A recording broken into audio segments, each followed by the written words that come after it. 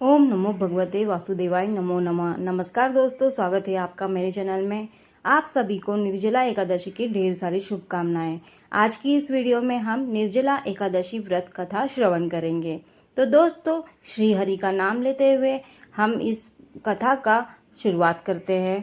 जब वेद व्यास ने पांडवों को चारों पुरुषार्थ यानी कि धर्म, अर्थ, काम और मोक्ष देने वाले एकादशी व्रत का संकल्प कराया था, तब युधिष्ठिर ने कहा, जनार्दन, ज्येष्ठ मास के शुक्ल पक्ष में जो एकादशी के बारे में विस्तार से बताए।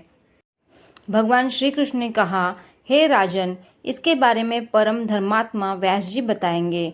तब वेद व्यास जी कहने लगे, कृष्ण और शुक्ल पक्ष की एकादशी में भोजन नहीं किया जाता है। अगले दिन द्वादशी को स्नान करके पवित्र होकर फूलों से भगवान केशव की पूजा करें। फिर पहले ब्राह्मण को भोजन देकर अंत में खुद भोजन करे।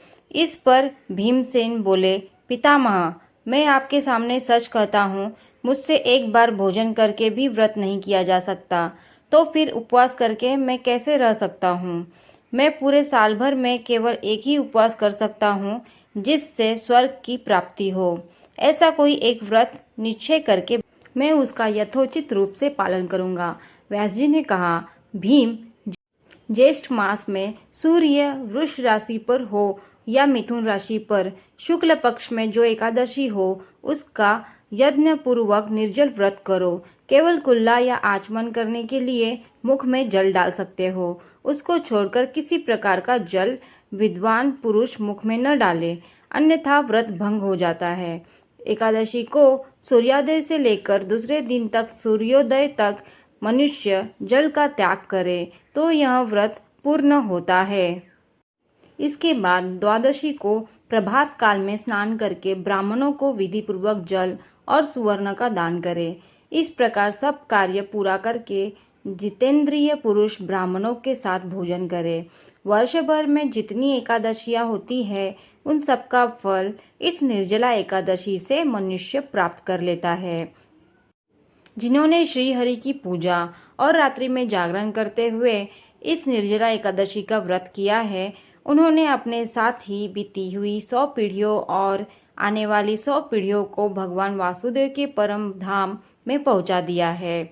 जो इस एकादशी की महिमा को भक्ति पूर्वक सुनता अथवा उसका वर्णन करता है, वह स्वर्ग लोक में जाता है।